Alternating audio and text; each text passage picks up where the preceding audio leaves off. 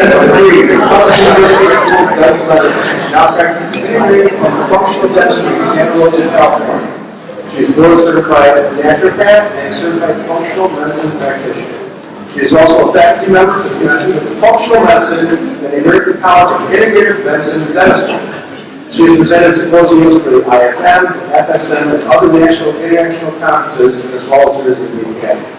Dr. Chalmers believes the practice of functional dentistry offers an integrative approach that facilitates better communication between medical and dental professionals, which is why we're here, which enhances the quality of care for patients. So please help me in welcoming. Thank you. Thank you. I'm delighted to be back. I gave a presentation on functional medicine and dentistry 2 years ago, and I have, as usual, more slides and more information than I can probably present in 50 minutes. So I just want to take a minute and gauge the audience. Is there anybody, how many people have either heard the presentation before or heard the earlier presentation or been to Bob and Phil's, the ICIMD? Okay. Because what the bulk, I wanted to, the reason why I called it a functional medicine dentistry update is what I wanted the bulk of the presentation to include was my insights from the 2017 conference, Functional Medicine Annual Conference on the Dynamic Brain, and it was on reversing cognitive decline. And I believe strongly that we show up highly in that area in terms of our ability to help our patients.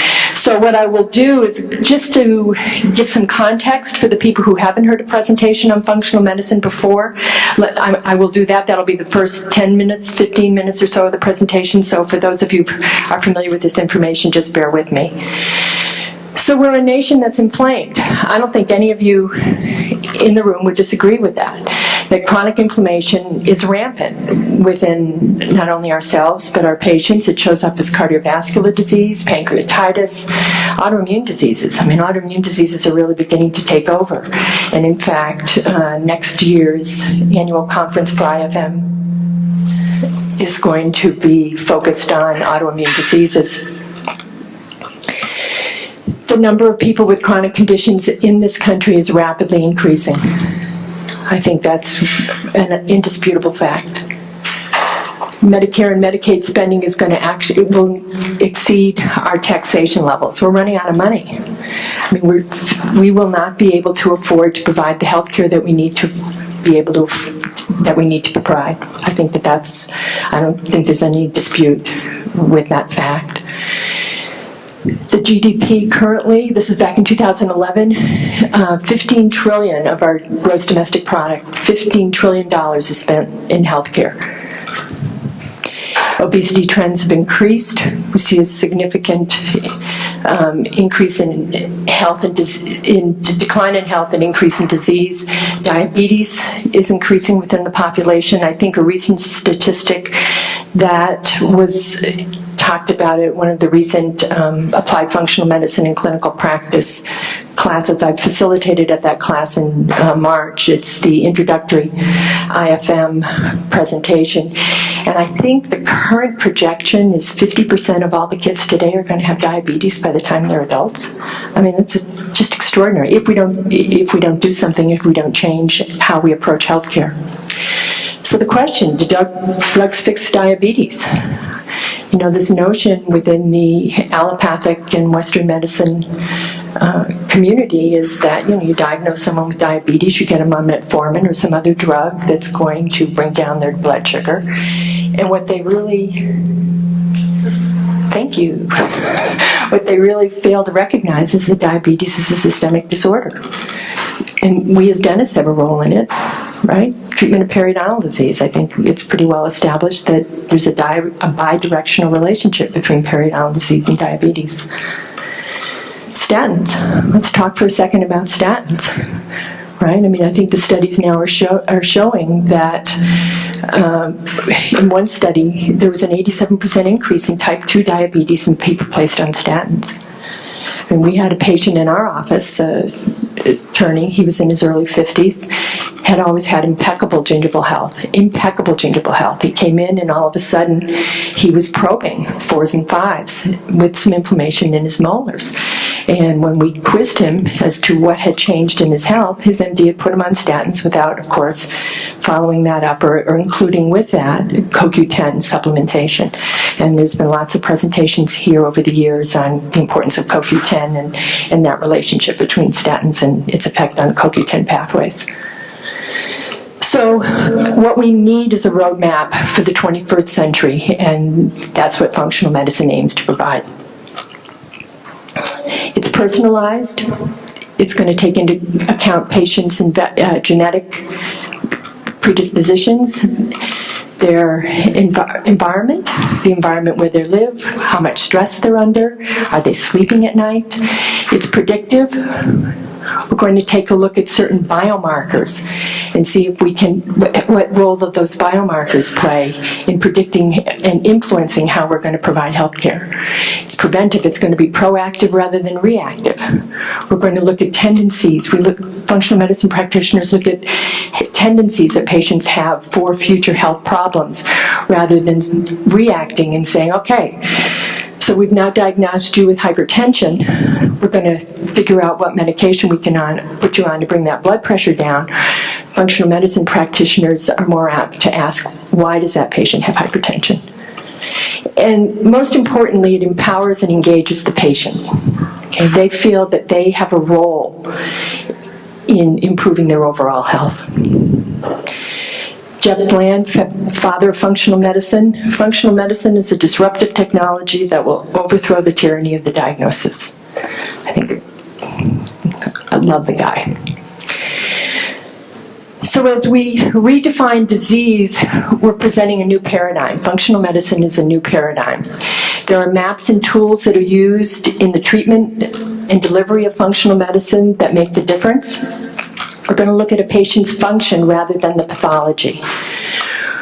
We're going to look at root cause rather than where is that particular manifestation of the disease located. So if you see a patient with irritable bowel, what's the root cause of that irritable bowel? We're not going to throw a bunch of drugs at them. We're going to look at physiological symptoms rather than diseases, moving away from this ICD-10 view of healthcare and medicine. And that it's the recognition that it's a continuum from optimal health to disease is actually a continuum. It's not a state of one or the other, that there's a continuum and lots of places to intercede along that continuum. Two key questions that we're going to ask to identify the imbalances. And that the other hallmark of the functional medicine system is that there's 7 core clinical systems. So the 2 simple questions: does this person need to be rid of something? All right, the 5 basic causes of disease are toxins, allergens, infections, poor diet, stress.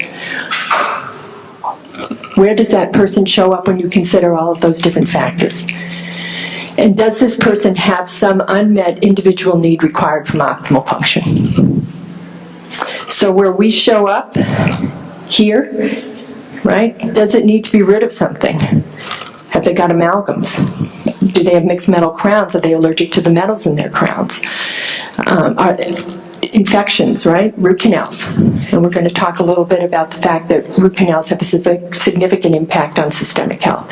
And there's literature and data to prove that. We're no longer a bunch of fanatics saying that root canals are bad. So when we talk about this 21st century medicine, we're developing a new vocabulary, right? Emergence is how genes are translated into our health and disease pattern. Epigenetics, how our environment shapes our structure and function.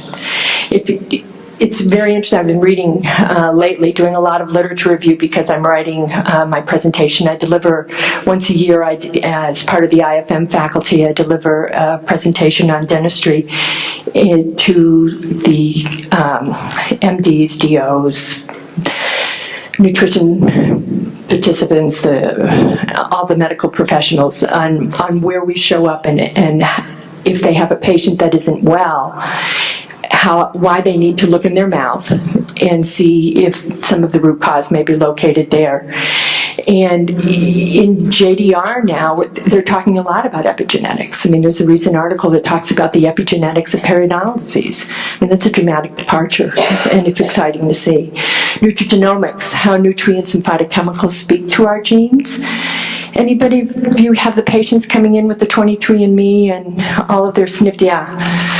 Yeah, so being able to be fluent with that information is really helpful, and it actually helps us tailor a diet that's going to be better suited for that patient. Pharmacogenomics is another area that's critically important to our profession and something where we can really leverage. Understanding, for example, whether a patient has a polymorphism in their cytochrome P450 pathways on the 3A4 SNP. or 3,4-A, excuse me, 3,4-A SNP, will determine whether they can tolerate simple local anesthesia. Lidocaine is metabolized along that pathway, and if you've got patients that come in saying, you know, every time I have Novocaine, I get sick, if you can take a look at that pathway, you can intervene by only using Septocaine with those patients. Septocaine is metabolized in the cytosol of the cell, and it's not metabolized and isn't affected by that pathway. And we've had great success with those patients by completely staying away from the carbocaines, the lidocaines, the mepivocaines. So that's just one instance in where having an understanding of pharmacogenomics can enhance our practice. So in the big picture, we're talking about underlying causes of disease being toxins, allergens, microbes, nutrients, and stress. It's being mediated by gene expression, and it's contributing to system imbalances. All right, rather than saying we've got high blood pressure, we're going to talk about, we're going to talk about that, you know, they may have a problem with transport being cardiovascular. That high blood pressure may actually be a result of mercury toxicity, which is going to affect their mitochondrial function and is going to disrupt their energy pathways. This is the functional medicine tree. Functional medicine, this is really illustrates the integration between allopathic medicine as it's conventionally being practiced and its relationship to functional medicine. That very often with allopathic medicine, you have patients that see their gastroenterologist, their pulmonologist, their cardiologist, and very rarely do any of these specialists talk to one another. In the functional medicine system, we're going to think more about it from a systems biology perspective. We're going to actually ask what system is damaged, broken, and not functioning properly. One of the important tools that we use, and this tool has proved very, very helpful in my practice, is called the functional medicine timeline. We populate it as we take a patient's medical history. How many of you heard, you know, I was fine until that dentist took those amalgams out without precaution, right? Because a lot of us, I think, a lot of us in here, yes, see sick patients, right? Or I was fine until I had that root canal. When you can take patient's medical history and populate it along this timeline, it gives you a much better idea as to where to intercede and how to intercede. An important aspect of this timeline is this concept of antecedents, triggers, or mediators. This is foundational within the practice of functional medicine. We'll talk about that. Another very important tool that we use in the delivery of functional medicine is the functional medicine matrix. And what the matrix does is it illustrates the 7 core clinical systems.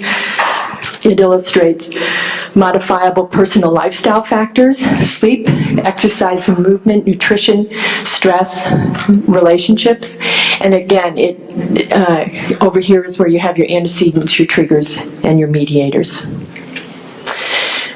So what was probably one of the most important paradigm-shifting presentations for me was when I listened to John Klein in 2008 when I took the Applied Functional Medicine and Clinical Practice residency. It's a week-long course that IFM gives. I did that just before I started with Phil Mollick and Bob Harris's naturopathic program, because I felt that it would give me a good foundation going into that program. John Klein was the presenter who was talking about dentistry at that point. And the statement that standard American dentistry can be an antecedent or trigger for chronic disease was huge. It changed my way of thinking about dentistry. So as we talk about functional dentistry, I have found that functional medicine to be a tremendous bridge, not only between medicine and dentistry, but between our evidence-based community and biological dentistry.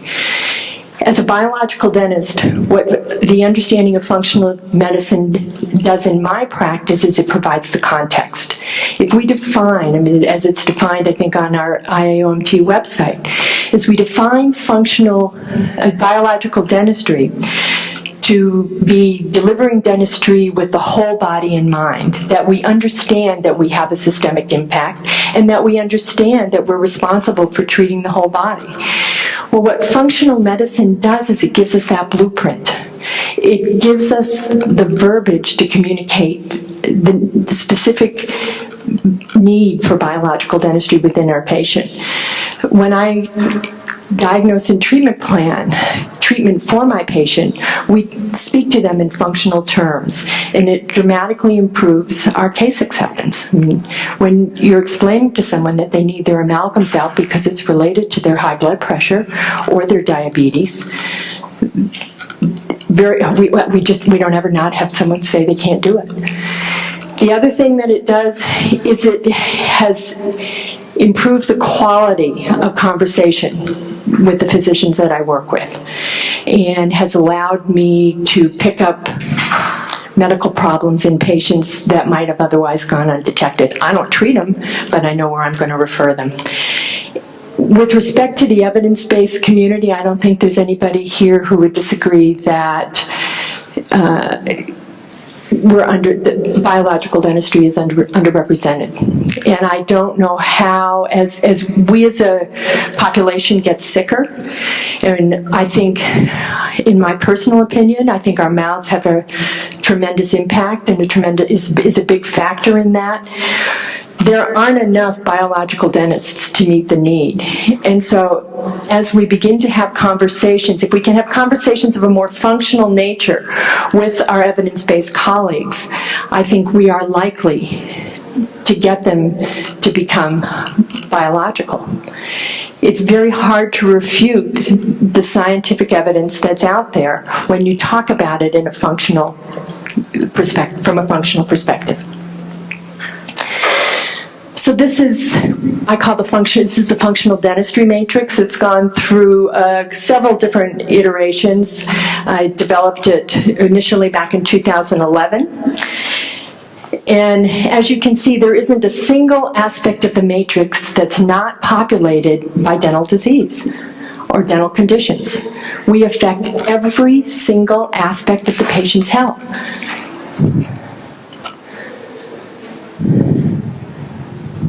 Actually, I'm going to go back because I don't think, let me just go back. Yeah, because I want to go back and I want to spend a little time on that. I didn't remember how many of the functional medicine slides I included. So I want to just take a minute for the people in the room that don't have a functional medicine background and talk about antecedents, mediators, and triggers. So an antecedent is that characteristic, that event that sets you up, that's within our body, that is sitting there waiting to cause disease, right? Root canals, mercury amalgams, xerostomia, all have the potential to be an antecedent, meaning that they are latent. They can be pathogens, they can be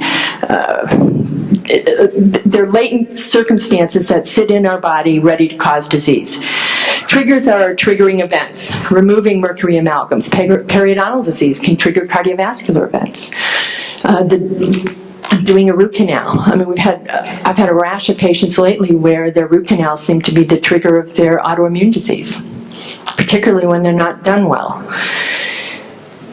Extractions or implants, if they are vitamin D deficient. I had a patient yesterday, or earlier, 3 days ago, who was vitamin D deficient when she went in and had a bunch of surgery done. And it's as if the life's gone out of her. And we'll be talking about, there's actually a very good study on vitamin D that talks about the vitamin D levels needing to be at 50 nanograms or above prior to periodontal surgery. You've seen that? Yeah, I'm sure you've seen that, Santa. Yeah, and it isn't enough to supplement them after the fact. I have a really good friend who's an osteopath whose son was getting his wisdom teeth out. And she said, what do I do? Is there anything I can do beforehand? And I said, yeah, check his vitamin D level. Sure enough, his vitamin D level was 22. So she canceled the surgery and is working on getting his vitamin D level up about 50 before the surgery gets done. Mediators or perpetrators are those circumstances that perpetuate disease. Interesting to note, mercury shows up in all three of them, right? Oral jaw infections, mixed metals, osteonecrosis. With respect to the modifiable lifestyle factors, have any of you here seen the research by John Leonora, or Ralph Steinman and John Leonora?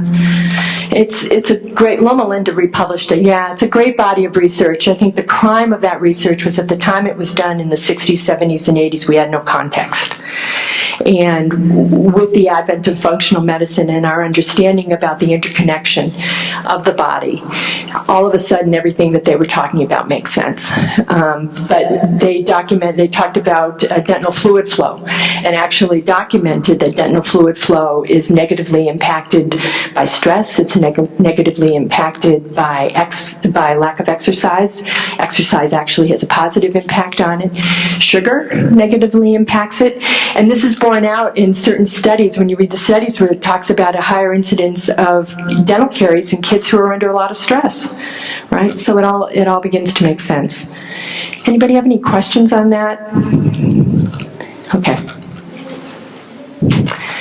So when we talk about functional dentistry, what we're talking about is the effects of these toxins from the oral cavity and their impact on chronic disease. Right? These toxins are going to act as triggers. They're always modified by their genomic predisposition, right? Our genetics play a tremendous role. I mean, this has been what organized dentistry's been saying for years. Well, there's no problem with amalgams, because if there were problems with amalgams, we'd have a population full of sick patients. Well, guess what? Our body's pretty terrific. And the liver does a really good job, except in those patients where it doesn't. So with that context, I really want to talk about insights that I had from the 2017 conference on the dynamic brain. This is information that I think is personal for everybody. If cognitive decline doesn't affect you, it's going to affect your parents, it's going to affect your spouse, your brothers, or your sisters. I think the information presented at that conference is easily accessible to everybody in this room. And I think it's something that you all need to be aware of, because at the end of the day, you are not going to be able to rely even on the top medical facilities, top research facilities in the U.S. to help if you've got a loved one with cognitive decline, and I speak to that from personal experience. So David Perlmutter presented at that. He talked about BDNF and how to improve the amount of BDNF in our bodies. The line of speakers was really terrific. What I'm going to focus on today is I'm going to focus on Dale Bredesen's presentation, because I think it's huge in terms of the concept that we can reverse Alzheimer's. I think everybody here has known somebody who's survived cancer, but has anybody known someone who's survived Alzheimer's disease? Yeah, probably not. So this was the seminal paper that Dale Bredesen published in the journal Aging, September 2014. It is available online. It's an open paper that we can access. In addition, if you Google the site APOE4.info, it will give us a link to the Bredesen protocol. And it's the RECODE protocol, reversal of cognitive decline protocol, that he has had tremendous effect in reversing Alzheimer's and cognitive decline. This is his new book, The End of Alzheimer's. Mark Hyman says anybody with a brain should read it.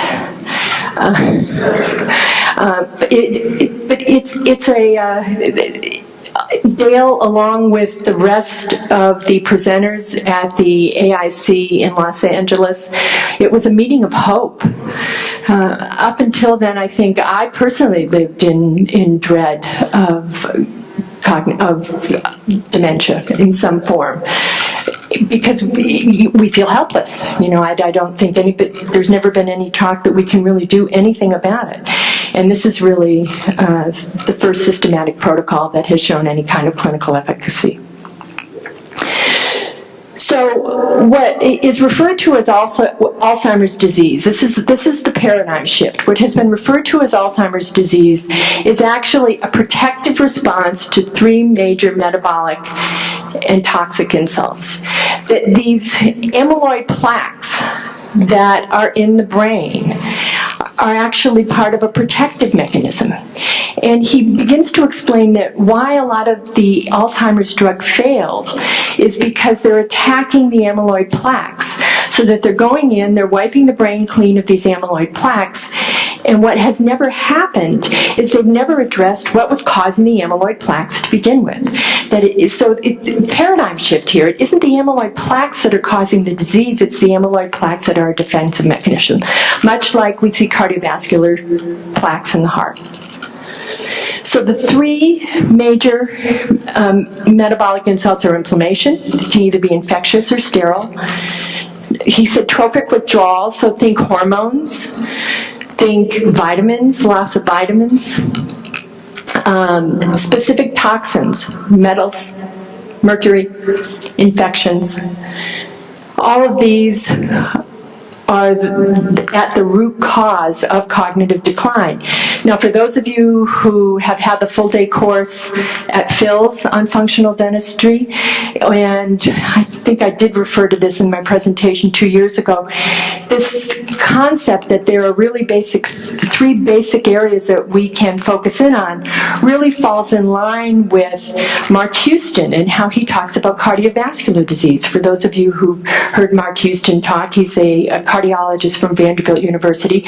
He talks about an infinite number of insults causing three things: inflation, inflammation, oxidative stress, and autoimmune response, and then damaging the epithelium. That the root cause of all cardiovascular disease is damage to the endothelium from one of those three avenues.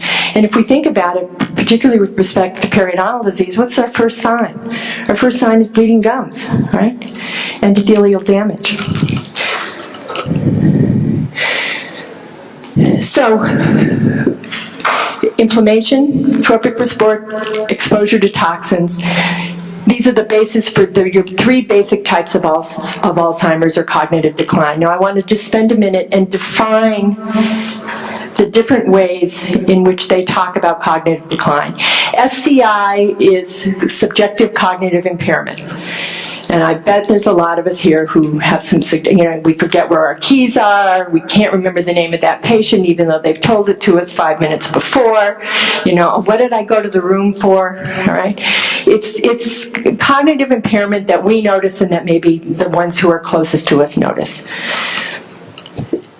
What's important about subjective cognitive impairment is that we don't have there's absolutely no findings on neuropsych. Neuropsych testing doesn't show any findings or anything at all. MCI is mild cognitive impairment. That's the level where you begin to see changes in neuropsychological testing, indicative of cognitive impairment. And then AD, of course, means Alzheimer's disease.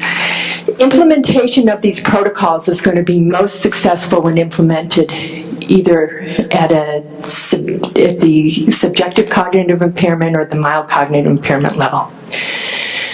So a combination of these types will result in type 1.5, which is actually related to blood sugar. There are other inputs to cognitive decline, such as sleep apnea, vascular insufficiency, and trauma. And we're going to talk a little bit about that. Obviously, we show up in the sleep apnea way, in the sleep apnea perspective. And I'm not going to be talking about that within this presentation. But, our diagnosis of sleep apnea and working with sleep apnea physicians is critical to stemming and to eliminating that particular trigger for cognitive impairment. So what has Bredesen learned from the 5 years of RECODE? Most people have contributions from more than one subtype. As I'd mentioned earlier, the earlier we intercede, is the better the outcome. And it takes about 3 to 6 months for improvement, though they have seen improvement very early. APOE4, right? We're going to spend the next few slides are going to be on APOE4 because I think it's critical that those of us practicing dentistry know and understand our APOE4 status.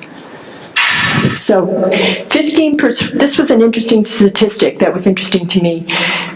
15% to 20% of patients have pure type 3, meaning toxicity, right? Alzheimer's disease as a result of toxicity. But 60% in total have at least some contribution. All right, so that while they may be inflamed, those mercury amalgams still could be having an effect. So let's talk a little bit about the APOE gene. Anybody in here know their APOE status? Yeah? It's something that I think everybody in this room should know. I think it's something we should know about our patients. And given the role that it plays in cognitive decline, and something that we're going to talk about, there's a very good paper from the Journal of Alzheimer's. It's directly related to a patient's ability to detoxify mercury. So APOE is a gene that codes for the protein that carries lipids and cholesterol around in the body. It has the different subtypes of APOE, so there's 6 different subtypes. You can present as a 2-2, 2-3, 3-3, 3-4, or 4-4. Was it 2 million years ago, 7 million years ago? Everybody was a 4-4, right? The gene APOE4 is actually pro-inflammatory. Earlier, when we didn't have drugs to help with inflammation was a critical defense mechanism that 7 million years ago they needed in order to be able to survive. The APOE3 gene appeared about 220,000 years ago and APOE about 70,000 years ago. Currently, APOE33 is the dominant variant, and patients, those of us with an APOE, I'm an APOE33, have about a 9% risk of dementia. Right, so it probably means that if I have issues with dementia, I bet my dementia is going to come from my mercury exposure, right?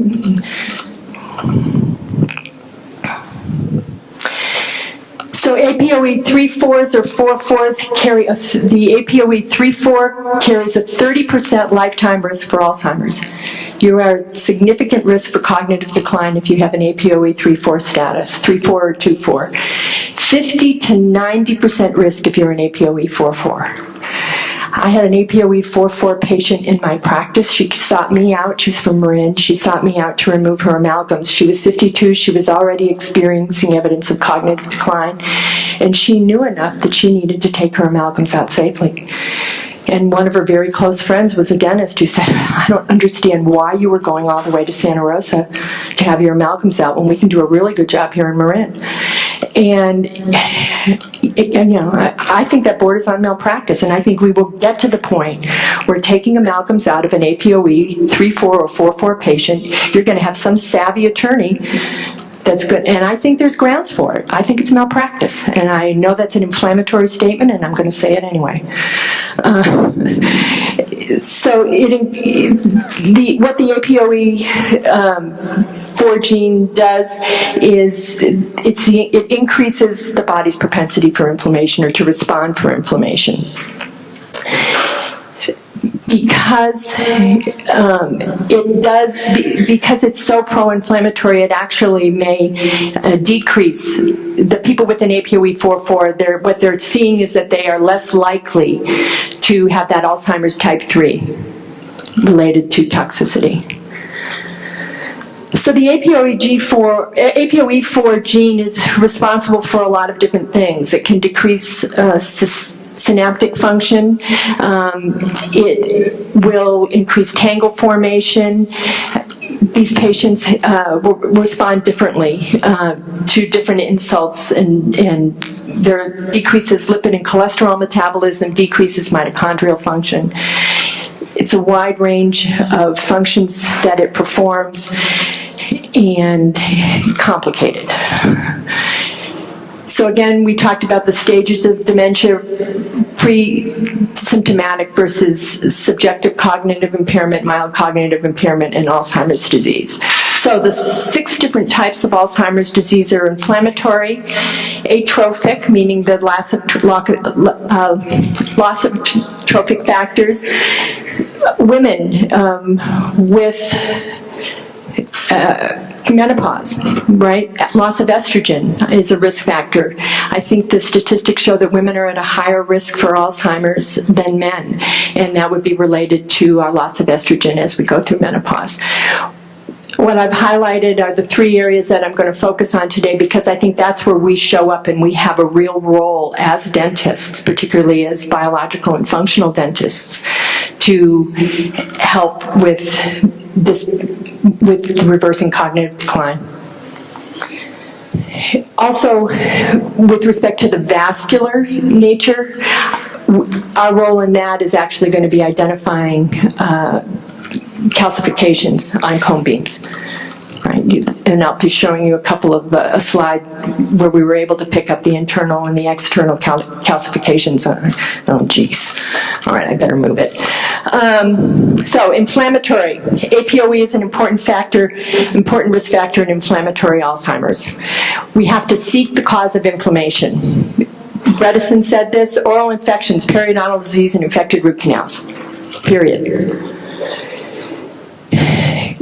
1.5 is sweet, it's due to blood sugar. Where we show up there, where we show up there is periodontal disease and infected root canals, because we know that there's it's well established the bidirectional relationship between periodontal disease and diabetes, and I'll show you in the literature where we're beginning to see evidence of that same bidirectional interaction between root canals and diabetes. Again, also in 1.5, APOE is an important risk factor. Type 3 is toxic. Often these patients with the toxic form of Alzheimer's disease are APOE negative. They've got stress. Stress is actually may be a critical factor. Our HPA axis, right? Our adrenals, hypothalamus, and pituitary axis. Exposure to toxins, mercury, mycotoxins, SIRS-related, MARCoNS, all right? MARCoNS, people familiar here with MARCoNS? This is Richie Shoemaker's work with respect to chronic Lyme patients. MARCoNS is multiple antibiotic-resistant coagulase negative staph. They typically culture it from the back of the nasopharynx. I had a patient in recently, husband asked me, she's a wife of an MD, he asked me to culture her mouth. She had some root canals she didn't want to get out. She had an impacted third molar she didn't want to get out, and he asked me to do, there's a special kit that you can get. He brought it in, and lo and behold, we cultured MARCoNS from around the root canal and the impacted third. I was floored. Now, does every root canal harbor MARCoNS? I mean, isn't that an interesting study? Don't know. So So as we talk about functional dentistry, and again we talk about toxins, they become critically important because of this paper. Thank you very much, Steve. This finding published by the University of Virginia is tantamount to Columbus discovering America when you consider head and neck anatomy. They published this in 2000, I don't remember if it was 15 or 16 that you sent it to me. I don't remember, it was one or the other. But what they're documenting, I mean, we've always been taught that the cervical lymphatics start here and go down. They documented that cervical lymphatics, in fact, go up in between the dura and the meninges of the brain. They're documenting lymphatic flow into the brain. And doesn't this change the landscape for our profession? The discovery that the central nervous system, lymphatic system may call for a reassessment of basic consumptions in neuroimmunology and sheds a new light on the etiology of neuroinflammatory and neurodegenerative disease associated with immune system dysfunction. I think it's huge with respect to I'm not going to make it. All right, sources and mechanisms of oral toxicity. We've got oral galvanism, leaky mouth, metals, plastics, and infections. Mechanisms, oral galvanism, interaction between metals, right? Leaky mouth. When we talk about leaky gut, let's also think about leaky mouth. Why would we think for 1 minute that gluten, right? If you've got a patient with gluten intolerance, why would we think for 1 minute that gluten is only going to exert effects in the gut? I have a patient that was referred in, 40-year-old, horizontal bone loss. She was referred in to us for evaluation because nobody could stop her progression of periodontal disease. She was inflamed, her tissues were inflamed. We ran an oral DNA, absolutely no pathogens. Her home care was impeccable. Absolutely impeccable. We couldn't find any plaque, yet she was still bleeding. We ran an enterolab test, documented that she had elevated anti-gluten antibodies and anti-tissue transglutaminase antibodies. She was gluten sensitive. Went back, her dentist's wife was her best friend, and the dentist said, I never heard that. Gluten can't cause periodontal disease. You need a new toothbrush. We need to figure out how to teach you how to brush better. So we have to look for other causes, and that's why I find the oral DNA invaluable. BPA, right, when we talk about mechanisms of toxicity, one of the important toxins that they talk about with respect to is your BPA and your phthalates. One of the most effective ways to transmit BPA into the body is sublingual. Estimated in terms of dysbiosis, in the oral microbiome, we swallow 1 trillion bacteria a day. So that periodontal disease, those latent infections in the mouth are definitely having an effect on the oral microbiome. This study, published in 2008, volatile derivatives from metals exert toxic effect by direct interaction with the host cells by disturbing the gut microflora. Again, another article talking about the impact of heavy metals on the intestinal microbiome. When we talk about the importance of the intestinal microbiome in our overall health, we can't ignore this fact. So as we talk about sources and mechanisms of toxicity, this slide was presented at the AIC. This is Joe Pizzorno. He did a great presentation on toxicity. Amalgams put mercury into the brain. Period. End of discussion. I don't know how much more simple you can get than that. This was the paper that I was referring to with respect, that I think has significant impact with respect to dental students entering the profession. I think every dental student entering the profession needs to know their APOE4 status, and if they're APOE4, maybe they consider going to med school, because you don't have the ability to detoxify mercury. And as an APOE4, you have up to a 90% chance of Alzheimer's disease. So when you talk about liability, right, when we talk about liability to the dental schools, or when we talk about taking out amalgams without precautions in our patients, I think that this is a significant factor. This study, published in 2001, mercury uptake and kinetics after ingestion of dental amalgam, it shows that GI uptake after mercury amalgam removal is significant.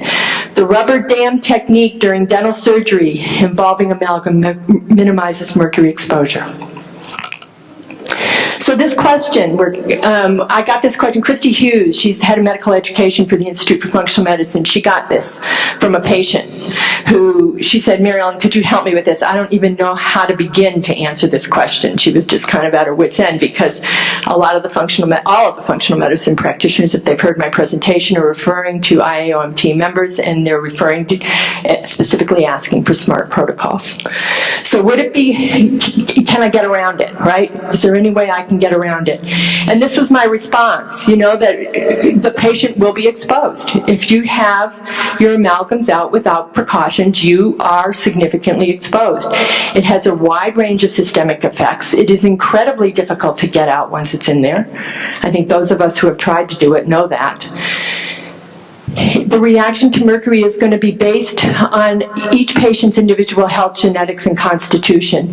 And I think what's most important is the epigenetic effect that mercury has. What's it doing while it's in there? So yeah, you may get your amalgams out without precautions because it's cheaper and easier to find that kind of a dentist. But what's it doing while it's in there as a toxin? What genes is it activating that previously wouldn't otherwise be activated? Or in other words, do you feel lucky? I realize this probably has no meaning. Yeah, okay, got it.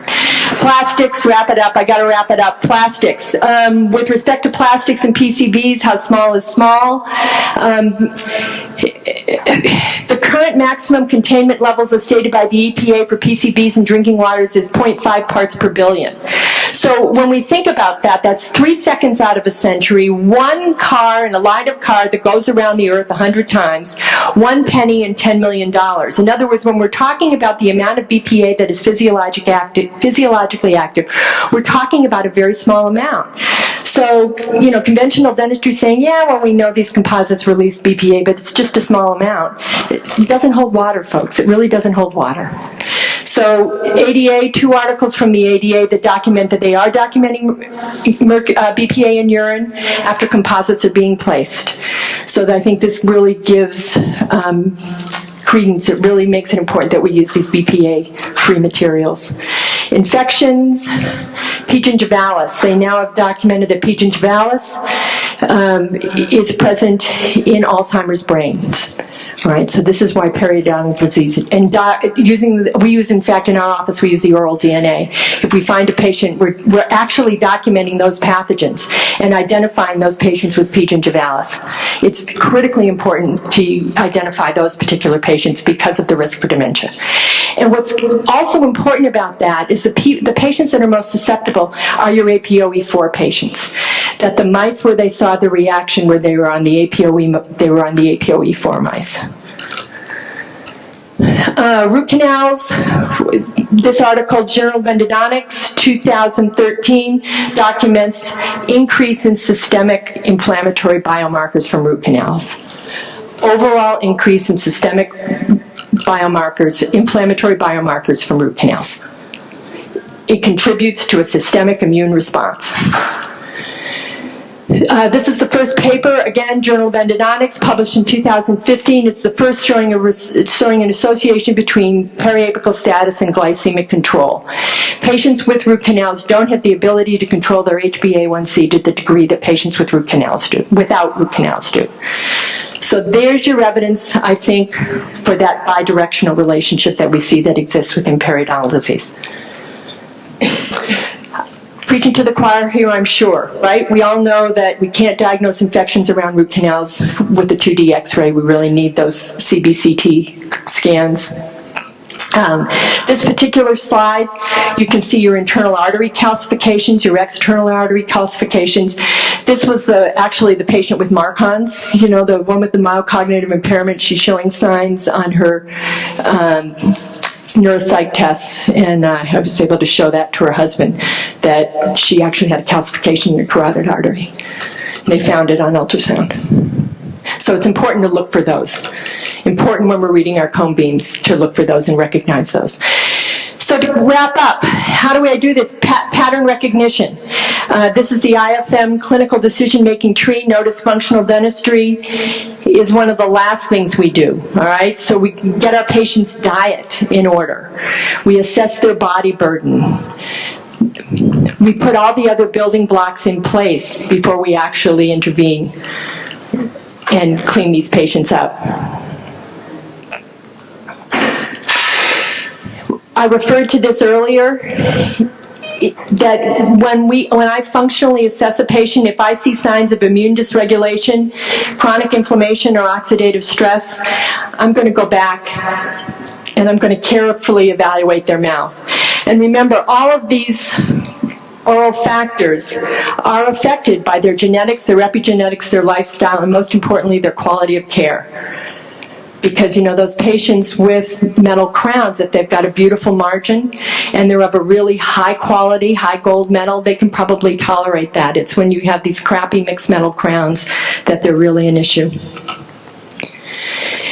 And the final recurrent pathway of interaction, and again, I go into this more in detail when it fills, is this interrelationship between methylation, detoxification, genetic, a patient's autoimmune response to metal, and gluten. That if you see two of these, you can assume the third. So if you've got a patient that's allergic to metals and they're gluten sensitive, you know they're probably also going to have methylation and detoxification issues. So I hope this has given you a little more insight into why functional medicine makes a huge difference in my practice. One of the students that I spoke to at Bob and Phil's class expressed an interest, went back to her practitioner. She's an associate in a practice, and her employer, the dentist who ran the practice, said, "Do you want to be an MD, or do you want to be a physician, or do you want to be a dentist?"